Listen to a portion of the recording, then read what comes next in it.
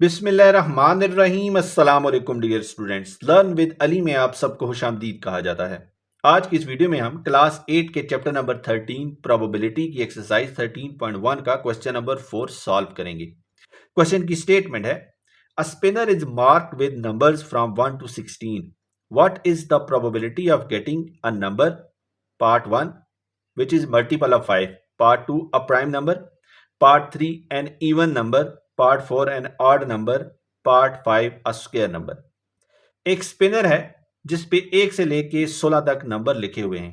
इनमें से कोई एक नंबर चूज करना है और क्वेश्चन की स्टेटमेंट में प्रोबेबिलिटी कैलकुलेट करने का कहा है कि वो जो नंबर चूज किया गया है, नंबर 1 वो 5 का मल्टीपल हो, नंबर 2 प्राइम नंबर हो, नंबर 3 इवन नंबर हो, नंबर 4 ऑड नंबर हो, नंबर 5 स्क्वायर नंबर हो। डियर स्टूडेंट्स, अब हम इस क्वेश्चन को सॉल्व करते हैं। सबसे पहले हम सैंपल स्पेस बनाएंगे, तो सैंपल स्पेस में नंबर आएंगे हमारे पास 1 2 3 अप टू 16। तो आउटकम्स ऑफ सैंपल स्पेस होंगे 16। अब पार्ट 1 देखिए, पार्ट 1 में उन्होंने कहा है मल्टीपल ऑफ 5 हो नंबर। तो हम सपोज करते हैं कि ए एक इवेंट है कि जो नंबर सेलेक्ट हुआ है वो मल्टीपल है 5 का। तो इवेंट ए के जो आउटकम्स होंगे वो होंगे 5 के मल्टीपल हैं, एक 5, एक 10 है और एक 15 है। 20 यहाँ आ नहीं सकता क्योंकि नंबर ही हमारे पास टोटल 16 है। इनमें से हमने देखने हैं कि कौन कौन से मल्टीपल ऑफ 5 है। तो आउटकम्स ऑफ इवेंट ए होंगे 3। तो प्रोबेबिलिटी ऑफ ए होगा, probability of A is equal to outcomes of event A is divided by outcomes of sample space. Outcomes of event A हैं 3 is divided by outcomes of sample space हैं 16। अब part 2 देखिए, अ prime number. तो हम suppose करते हैं कि B जो इवेंट है वो ये है कि जो नंबर चूज किया गया हो वो प्राइम नंबर हो। So B is event that a prime number is selected और चूजन। तो अब हम देखते हैं कि इवेंट बी में आउटकम्स कौन कौन सी आ सकती हैं। तो प्राइम नंबर्स में हमारे पास नंबर होंगे 2 3 5 7 11 और 13। तो आउटकम्स ऑफ इवेंट बी होंगे हमारे पास 6।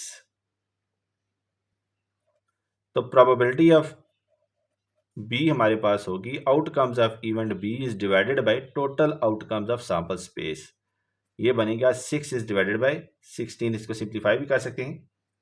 तो 2 3 are 6 is divided by 2 8 are 16। अब देखिए तीसरा पार्ट।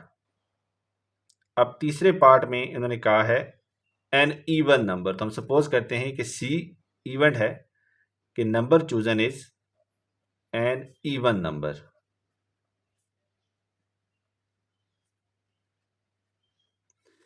तो इवन नंबर हम लिखेंगे, इवन नंबर होंगे हमारे पास 2 4 6 8 10 12 14 और 16।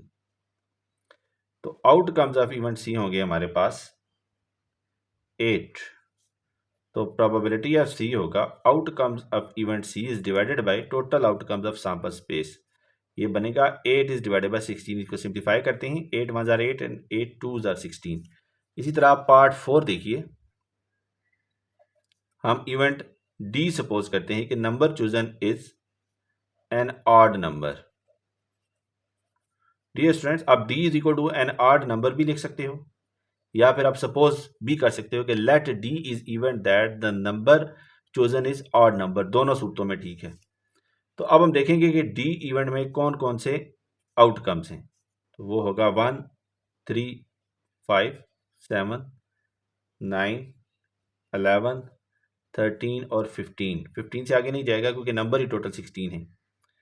एन ऑफ डी होगा हमारे पास 8। तो प्रोबेबिलिटी ऑफ डी होगा outcomes of event D, N of D is divided by total outcomes of sample space N of S. ये हो जाएगा 8 इज डिवाइडेड बाय 16। तो सिंप्लीफाई करेंगे तो हमें हासिल होगा 1 इज डिवाइडेड बाय 2।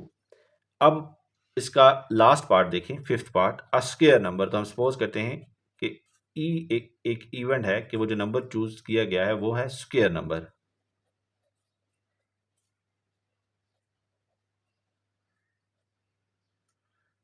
तो अब हम देखेंगे कि हमारे जो सैंपल स्पेस है उसमें से कौन कौन से नंबर जो हैं वो स्क्वायर हैं। तो इवेंट ई में आएगा 4, 9 और 16।